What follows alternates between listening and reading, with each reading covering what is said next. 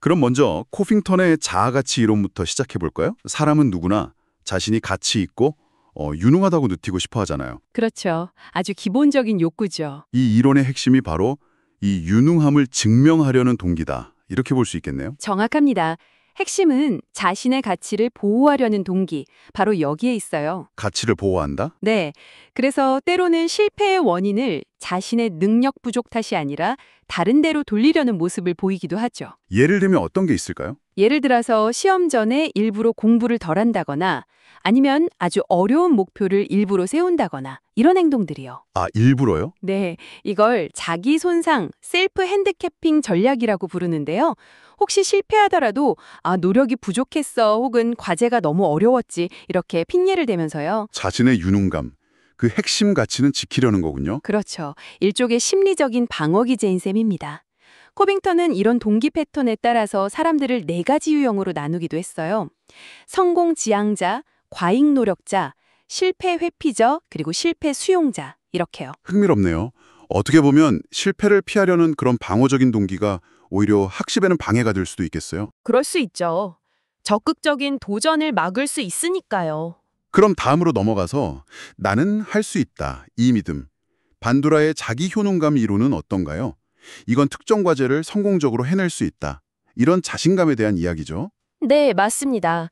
근데 자기 효능감은 그냥 막연한 자신감 있다는 느낌하고는 조금 달라요. 아, 다른가요? 네, 특정 과제나 목표에 대해서 내가 이걸 얼마나 잘 수행할 수 있을까 하는 자신의 능력에 대한 구체적인 믿음을 말하는 거거든요. 그렇군요.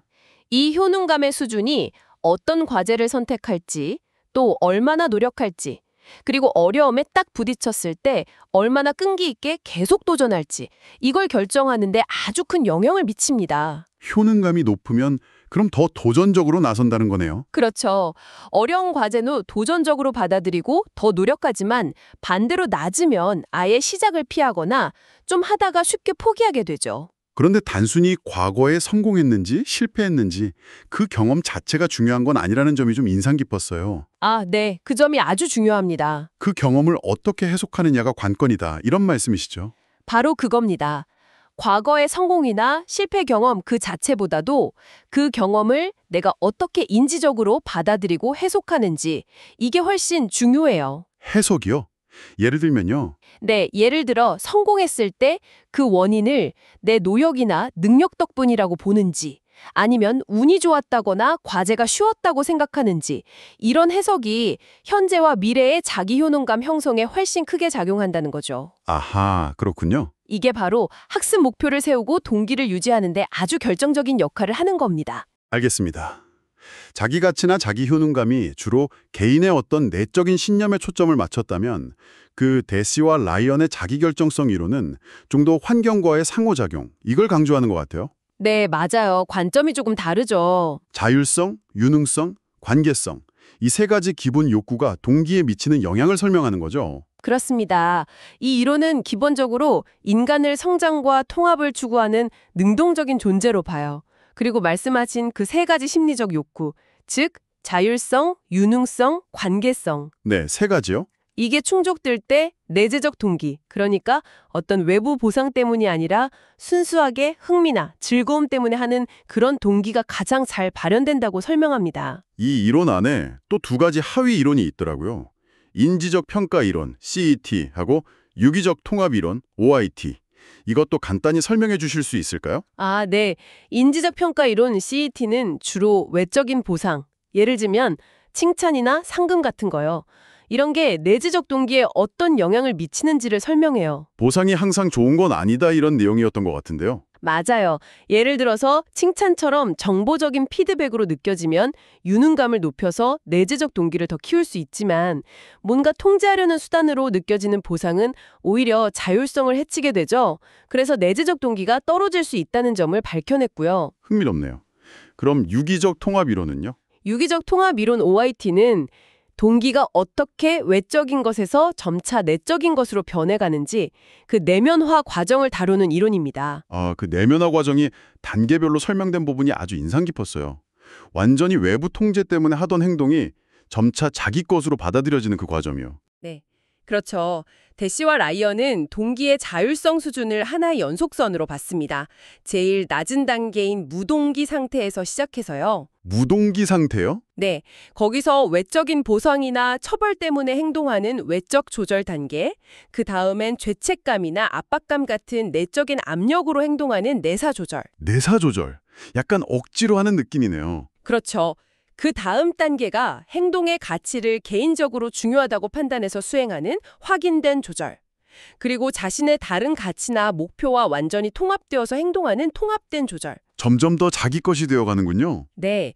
그리고 마지막으로 행동 자체가 즐거워서 하는 가장 자율적인 상태, 바로 내재적 조절, 즉 내재적 동기 단계에 이르게 됩니다. 이 전체 과정에서 아까 말씀드린 자율성, 유능성, 관계성 욕구가 잘 충족될수록 더 높은 수준의 자기 조절, 즉 내면화가 촉진된다고 보는 거죠. 와, 정말 체계적이네요. 자, 그럼 마지막으로 하이더의 균형 이론을 한번 살펴보죠. 이건 앞서 다룬 이론들하고는 조금 결이 다른 것 같아요. 네, 맞아요. 이건 인지 부조화 이론 계열 중 하나죠. 개인의 내적 상태보다는 관계 속에서의 어떤 일관성, 이걸 추구하는 경향에 초점을 맞추는군요. 그렇습니다. 하이더의 균형 이론은 기본적으로 사람들이 자신의 신념, 태도, 그리고 다른 사람과의 관계 같은 것들에서 심리적인 균형 상태를 유지하려고 하는 경향이 있다고 봐요. 균형 상태요? 네, 이 이론에서는 세 가지 요소를 봅니다. 관찰자인 개인, P, 그리고 그 개인이 관계 맺는 다른 사람, X, 마지막으로 관련된 어떤 대상이나 이슈, O, 이 세 가지요. P, X, O, 세 요소요? 네, 이 세 요소 간의 관계 부호가 있거든요. 긍정적이면 플러스, 부정적이면 마이너스. 이걸 다 곱했을 때 결과가 양, 플러스면 균형 상태로 심리적 안정감을 느끼고요. 아, 곱해서 플러스가 되면요? 네.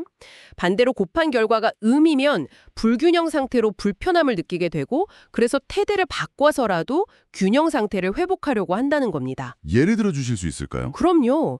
예를 들어서 내가 P, 아주 좋아하는 친구가 있어요. 그럼 PX 관계는 플러스죠. 근데 그 친구가 내가 정말 싫어하는 어떤 영화 O를 아주 좋아해요.